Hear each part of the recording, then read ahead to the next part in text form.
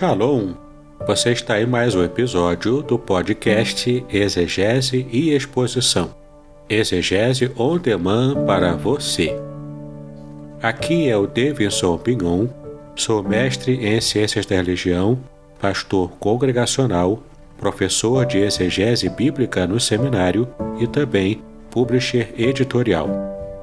Para mim é um grande prazer ter você acompanhando os episódios que lanço todas as semanas neste programa. E aproveitando que você gosta de estudar a Bíblia com bastante profundidade, siga-me nas redes sociais e também conheça todo o material gratuito que eu tenho apresentado para o seu próprio estudo e aprimoramento bíblico. Dê uma olhadinha também nos links abaixo em 2 cursos especiais. O primeiro deles, Introdução à Exegese Bíblica, e o mais recente, A Trindade Revelada nas Escrituras Hebraicas. E no episódio de hoje você poderá acompanhar uma mensagem muito especial que trará grande enlevo espiritual para a sua vida. Nós vamos estar abrindo no livro do profeta Ezequiel, capítulo 37. É o texto que nós conhecemos bem. Ezequiel, capítulo 37. E nós vamos estar fazendo a leitura do versículo 1 até o versículo 14. Ezequiel, capítulo 37, de 1 a 14.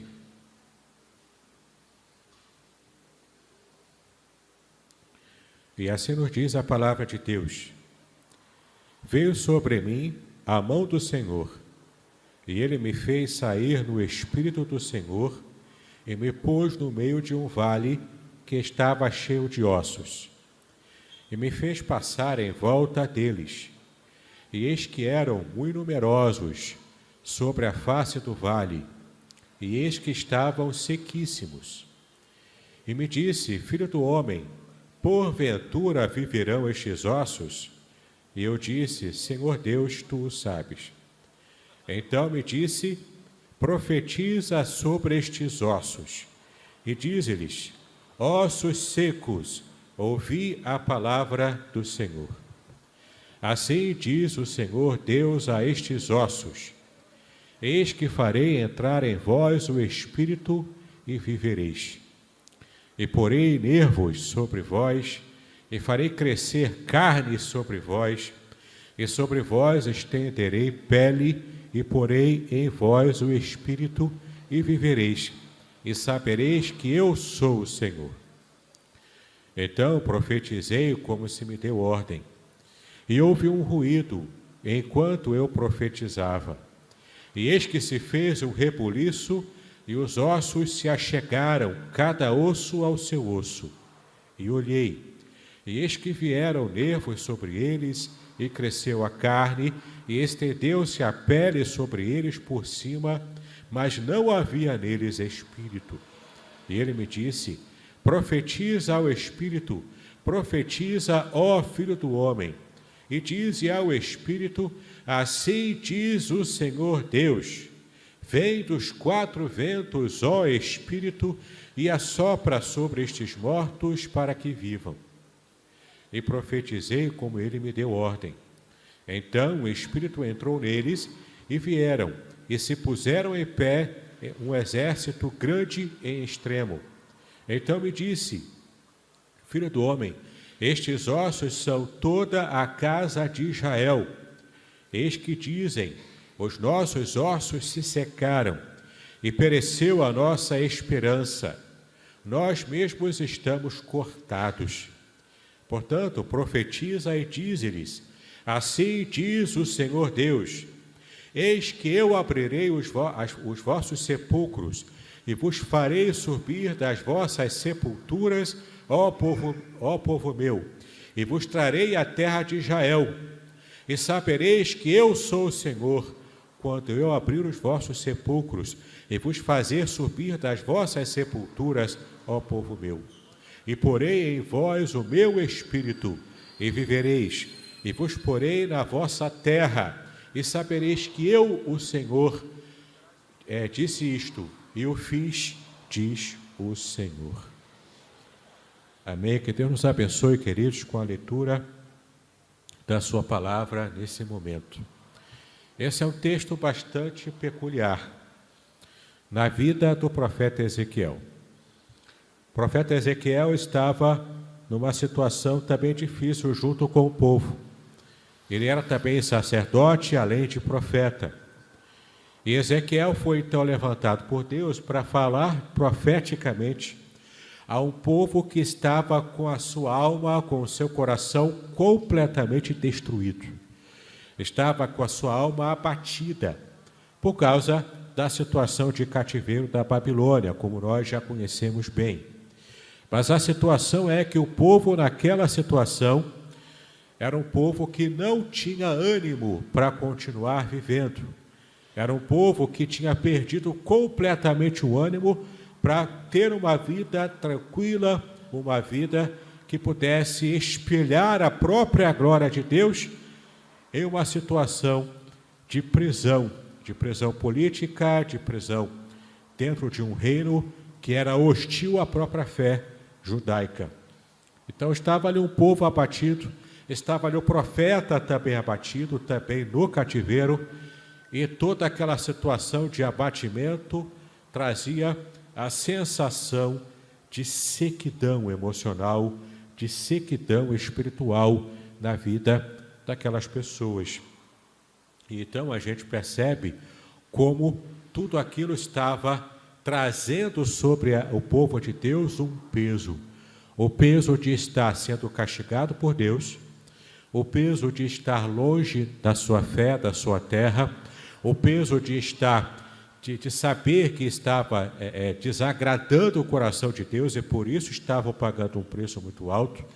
Era uma sequidão total na sua vida espiritual, na sua vida emocional, na sua vida física, na sua vida familiar, enfim, era uma completa desolação. Quantas vezes também nós nos sentimos assim, no nosso dia a dia, no emprego que não nos agrada, com o salário que não consegue chegar junto com as despesas que temos durante o mês. Muitas vezes enfrentamos situações assim também, quando enfrentamos lutas em família, o quanto isso quebra a nossa alma, o quanto isso quebra o nosso coração. Lidar com situações de crise familiar, seja crise no casamento, seja crise no relacionamento entre parentes, às vezes até a crise agravada pela nossa própria fé, porque assumimos a fé em Cristo, queremos viver essa fé no Senhor, e muitas vezes nossos próprios parentes se tornam os nossos inimigos, por causa da fé que temos no Senhor Jesus Cristo. E então, quando lidamos com as crises mais variadas, muitas vezes a nossa alma fica abatida. E esse texto de Ezequiel 37 é uma palavra para Jael, é uma palavra para o próprio profeta que também tinha sua alma abatida, e é uma palavra também transpondo esse lapso temporal lá da época de Israel até os dias de hoje, no século 21, aqui no Brasil, nessa sociedade ocidental, nós podemos fazer essa ponte e então perceber que essa palavra também tem uma mensagem que vai trazer vigor emocional e espiritual à vida de cada um de nós. Nós já começamos a perceber que o contexto imediato do que Deus estava falando com o profeta Ezequiel, no capítulo 37, ele começa no capítulo anterior, no capítulo 36. Deus trabalhando já ali com o profeta, preparando-o para que ele possa ter uma visão. E veja como diz aqui o primeiro versículo que nós já lemos, mas veja como diz aqui 37, versículo 1. Veio sobre mim a mão do Senhor, e ele me fez sair no Espírito do Senhor, e me pôs no meio de um vale que estava cheio de ossos. Ora, temos aqui essa expressão, a mão do Senhor, que esteve trabalhando na vida do profeta. Por que eu estou destacando essa expressão, que para nós não faz muito sentido? Destacar a mão do Senhor para nós é tanto quanto trivial, mas para a mente do judeu da antiguidade, essa era uma expressão idiomática, que quis dizer o seguinte: Deus estava agora agindo na vida do profeta de modo irresistível. Não era qualquer mão que estava ali trabalhando, trazendo força e poder ao profeta, mas era a mão do Deus Todo-Poderoso. E quando a Bíblia se refere à mão do Senhor, a mão do Deus Todo-Poderoso é Deus agindo com um poder irresistível. A mesma mão que esteve trabalhando e livrando Israel do cativeiro egípcio, é essa mesma mão que estava agora presente com o povo nessa outra situação de cativeiro lá na Babilônia. E essa mesma mão poderosa, todo-poderosa, essa mão agora move a vida do profeta para que ele tivesse uma visão. Ora, o profeta não foi transportado fisicamente para esse vale de ossos secos. Provavelmente para um vale terrível chamado e conhecido, existe até hoje, o Vale do Armagedon. Lá na área de Meguido, na Terra Santa, em Jerusalém. Era um vale próprio para guerras. Era um vale em que as pessoas guerreavam, nações guerreavam, muitas mortes aconteciam ali, porque era um vale próprio para esse tipo de evento. Mas estava ali o profeta orando e Deus fala com ele pela sua forte mão. Pega o profeta em visão. Aqui não houve um transporte real, porque como sacerdote o profeta não poderia tocar em ossos secos. Como sacerdote, Ezequiel ficaria impuro pelas leis do Levítico se ele tocasse em algum animal morto, em algum ser humano morto. Ora, ossos secos eram seres humanos mortos, que já passaram inclusive do estágio de putrefação aqueles corpos. Eram soldados que haviam lutado há muito tempo numa guerra. E lá em Deuteronômio, nós podemos perceber que era um sinal de maldição. Era um sinal de maldição quando pessoas morriam e não eram enterrados de modo digno. Quando essas pessoas não eram enterradas de modo digno, na cultura judaica antiga, isso era um sinal de que Deus estava amaldiçoando. E lá em Deuteronômio você pode ver isso. Em Deuteronômio capítulo 28, versículo 26, você vai perceber o quanto era um ato de maldição divina, quando corpos eram expostos ao relento e não tinham um enterro digno. Porque na cultura judaica isso é muito importante. A questão da limpeza, a questão da santidade, a questão da organização e a questão também de ter um elemento para poder enterrar os mortos. Isso era muito importante, ainda é muito importante na cultura judaica.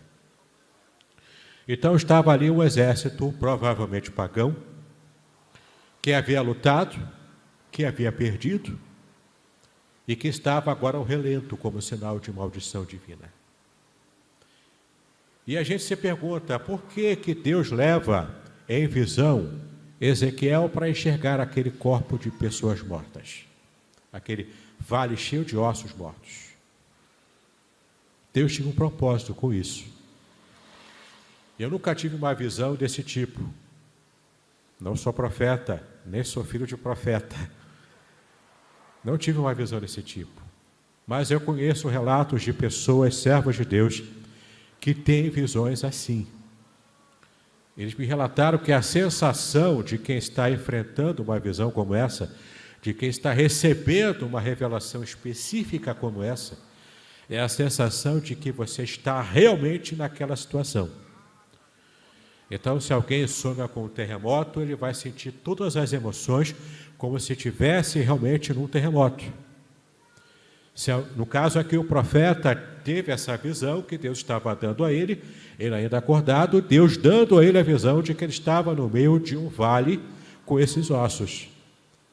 E aquilo para o coração do profeta Ezequiel era como se fosse real.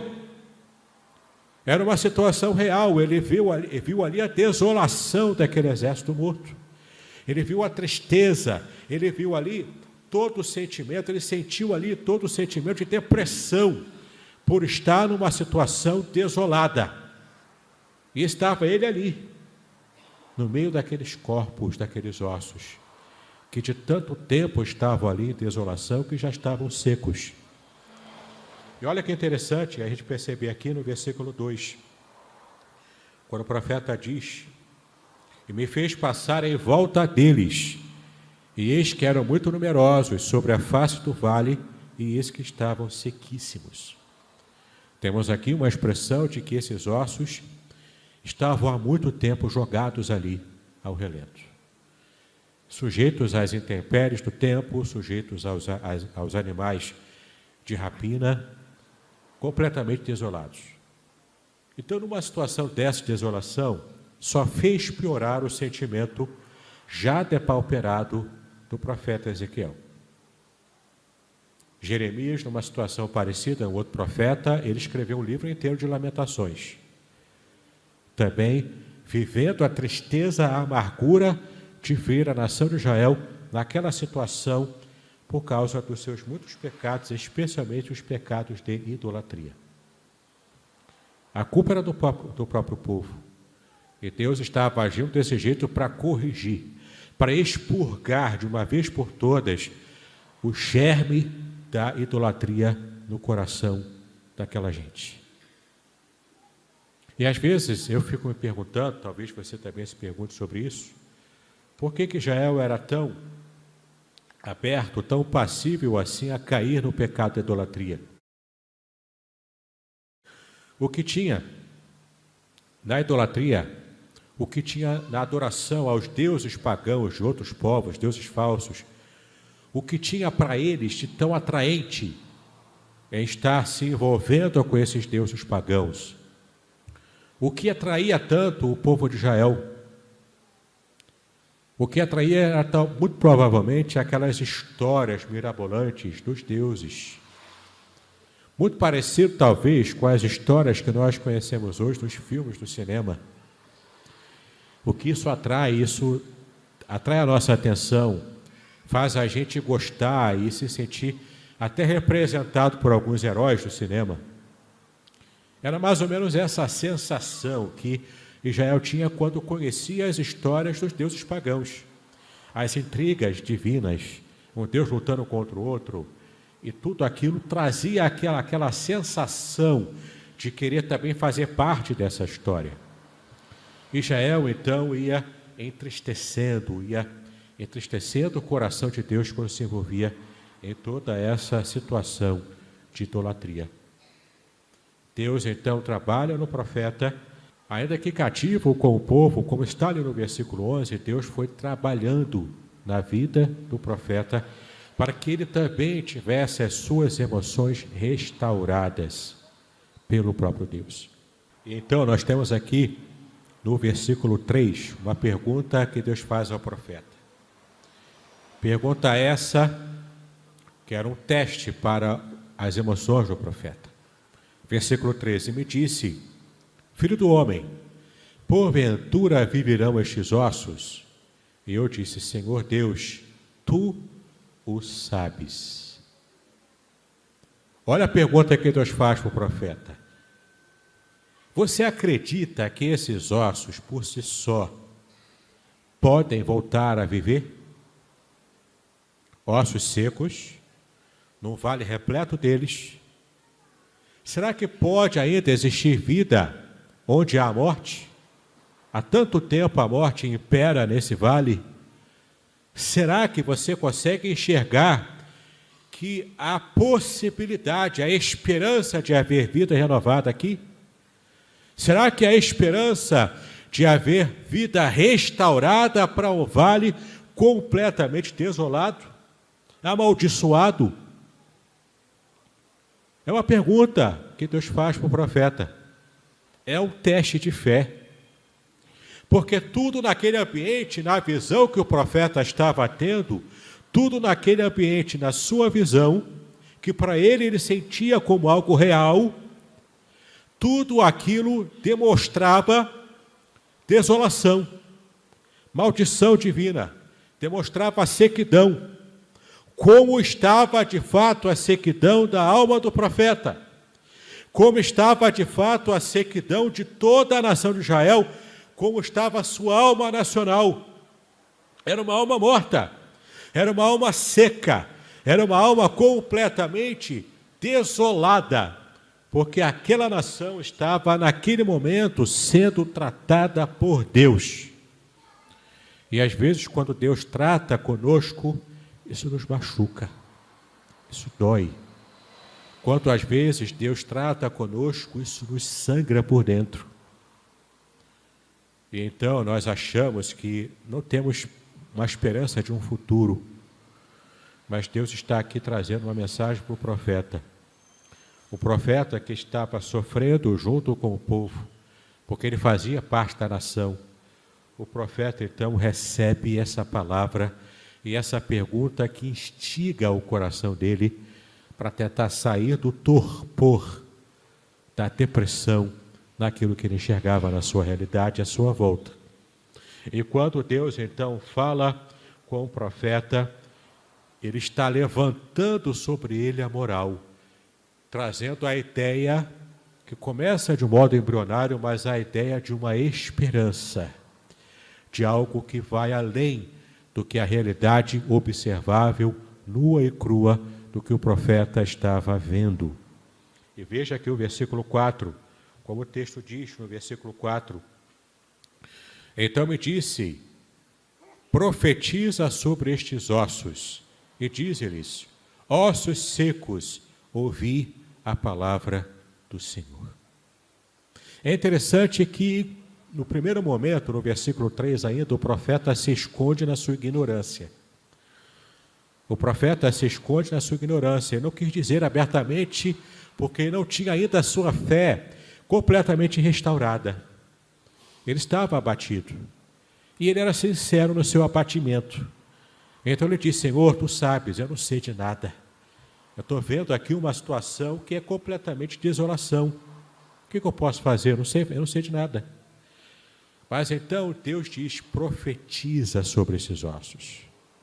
Profetiza sobre os ossos, e o texto diz, e diz-lhes, ossos secos, ouvi a palavra do Senhor. Olha que interessante. Ossos secos não ouvem. Ossos não conseguem ouvir. E se essa nação, a nação de Israel, que estava agora se sentindo seca como esses ossos, por que eles estavam nessa situação? Porque antes eles não tinham ouvido a palavra de Deus pela boca dos profetas. A nação não tinha dado ouvidos à palavra de Deus. Mas agora, como ossos secos, o profeta diz, ouve a palavra do Senhor. Vocês não ouviram antes, mas agora vocês vão ouvir. Porque agora sou eu que vou trabalhar para trazer vida abundante para vocês. Então, naquela sequidão, naquela morte, naquele ambiente inóspito, nós temos a palavra do Senhor vicejando, trazendo vida para ossos que eram sequíssimos, depois de tanto tempo em desolação no relento daquele vale. E veja aqui os versículos de 5 a 8. Nos versículos de 5 a 8 temos ainda uma expressão bastante interessante, de 5 a 8. Assim diz, o Senhor Deus a estes ossos, eis que farei entrar em vós o Espírito e vivereis. E porei nervos sobre vós, e farei crescer carne sobre vós, e sobre vós terei pele, e porei em vós o Espírito e vivereis, e sabereis que eu sou o Senhor. Então profetizei, como se me deu ordem, e houve um ruído enquanto eu profetizava, e eis que se fez um rebuliço, e os ossos se achegaram, cada osso ao seu osso. E olhei, e eis que vieram nervos sobre eles, e cresceu a carne, e estendeu-se a pele sobre eles por cima, mas não havia neles espírito. Aqui, em todo esse trecho que nós lemos, Espírito, você pode observar na sua Bíblia que ele está escrito com E minúsculo. Aqui não se refere ao Espírito Santo de Deus. Aqui se refere ao Espírito dos próprios ossos, das pessoas que eram pessoas e estavam mortas. Então, Deus foi trabalhando, primeiro juntando os ossos, fazendo com que cada um se encaixasse como peças de um quebra-cabeça, se encaixassem perfeitamente, formando um esqueleto completo.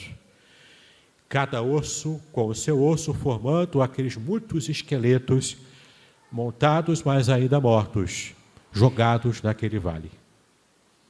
Depois que cada osso se juntou, pele foi crescendo, carne foi crescendo, sangue voltando a correr, cabelo crescendo novamente. Então aquelas pessoas estavam plenamente formadas, como Adão antes de receber o fôlego de vida lá no Éden. Ossos que se tornaram gente, mas ainda estavam mortos. E então o próprio Espírito de Deus, o próprio Deus, manda o profeta profetizar mais uma vez. E nessa nova etapa profética, ele manda com que o espírito de cada pessoa que estava morta ali viesse dos quatro ventos, de todas as direções. Então houve esse rebuliço, houve esse barulho, primeiro dos ossos se ajuntando uns com os outros, e tudo aquilo Ezequiel viu e sentiu perto dele, como se fosse algo real naquela visão. Então temos aqui o profeta percebendo Deus, e agora não mais dizendo que ele não estava mais entendendo nada, que ele não sabia o que fazer. Ele agora estava tomando uma ação, porque Deus o mandou ter a ação profética. Não era apenas uma reação tímida, temerosa, mas agora era uma ação profética que Deus lhe deu ordem para fazer. Então, tomando a atitude de um profeta, ele dá ordem para aqueles corpos, ele fala aos espíritos daqueles soldados: vem dos quatro ventos, ó espíritos, para que trouxesse vida sobre eles. E então Deus fez, através dessa palavra profética, Deus movimentou o espírito daqueles que estavam mortos. Deus então, como lá no Éden, ele sopra no ouvido daqueles corpos, mediante a palavra do profeta Ezequiel. Então aquilo que era morto tem a sua vida restaurada. O exército inteiro agora é restaurado. O que estava desolado, seco, agora tem vida, agora respira, e agora está pronto, forte, para uma nova batalha. Uma batalha que agora eles conhecerão a vitória nessa batalha, e não apenas a derrota como era a batalha anterior. E então percebemos aqui a grande lição que o texto nos diz, que Deus estava dando ao profeta e também para ele comunicar ao povo. No versículo 9, ele me disse: profetiza ao Espírito, profetiza ao Filho do Homem, e diz ao Espírito: assim diz o Senhor Deus, vem dos quatro ventos, ó Espírito, e assopra sobre esses mortos para que vivam. E profetizei como ele me deu ordem, então o Espírito entrou neles, e viveram, e se puseram em pé um exército grande e extremo. E agora o versículo 11, então me disse: filho do homem, estes ossos são toda a casa de Israel. Eles estão desolados, a casa de Israel está completamente desolada, está em depressão, está completamente caída, está no fundo do poço. Esses ossos representam a casa de Israel. Eis que dizem: os nossos ossos se secaram e pereceu a nossa esperança, nós mesmos estamos cortados. Ou seja, mortos, cortados dos seres vivos. Mas olha que interessante, nós lemos no começo do nosso culto o texto de Provérbios, capítulo 17, versículo 22. Provérbios 17, 22. E esse texto fala sobre aquele que está com a alma abatida, que sente como se seus ossos se secassem no seu próprio corpo. Na visão bíblica, o abatimento de alma, a depressão, ela é comparada a ossos secos, a ossos ressecados, a ossos em que não há vida. E é claro, quem tem ossos secos acaba tendo dores também, né? Essa imagem de dor, de sofrimento, de morte, de depressão. O povo estava deprimido. Eles tinham perdido completamente a sua esperança. Mas então, com essa visão, Deus renova a esperança do profeta em primeiro lugar. E então, depois que Deus havia tratado com o profeta no seu coração, Deus agora está levando o profeta à nação de Israel para profetizar a esperança da restauração, a restauração de Israel como nação. Não mais Israel estaria pagando eternamente pelos seus erros do passado, mas o seu tempo de estar pagando pelos erros, de estar aprendendo com os seus erros e estar se consertando perante o Senhor, o seu tempo estava prestes a ser cumprido. E Deus estaria restaurando Israel como nação. Novamente, Deus colocaria Israel na sua própria terra. Veja como diz aqui, no versículo 12. Assim diz o Senhor Deus, eis que eu abrirei os vossos sepulcros, vos farei subir das vossas sepulturas, ó povo meu, e vos trarei a terra de Israel. Estavam desolados, estavam dispersos, estavam numa outra nação, estavam como cativos. Mas Deus os traria de volta à terra de Israel. Deus os traria de volta à sua terra, que tanta alegria lhes traria. E essa palavra trouxe esperança ao profeta e trouxe esperança também ao povo. Queridos, muitas vezes não percebemos que essa imagem das sepulturas abertas e o povo sendo restaurado é uma imagem perfeita e completa daquilo que o Senhor Jesus já conquistou para nós quando Ele morreu, mas venceu a morte. A morte não o conteve. Ele ressuscitou para a glória de Deus Pai. Essa mensagem serve tanto para Israel, que precisava de restauração naquele momento, quanto serve também para cada um de nós hoje, que já temos a nossa vida restaurada em Cristo. Ora, o Senhor Jesus mesmo diz que Ele veio para nos trazer vida abundante, vida eterna, vida que não se acaba. Não é a morte eterna, porque a morte eterna nós já tínhamos. Antes da nossa conversão, éramos como esse vale de ossos secos. Mas em Cristo nós recebemos a vida que brota e jorra para toda a eternidade. Então, meus amados, minhas amadas, nós podemos ter a certeza de que por mais que enfrentemos lutas e tribulações hoje, nós que pertencemos ao Senhor, tudo isso para nós é passageiro. Toda a nossa luta, todo o nosso sofrimento, toda a nossa angústia, tudo isso vai passar. Porque a palavra de vida, a palavra de restauração já foi liberada para cada um de nós em Cristo Jesus.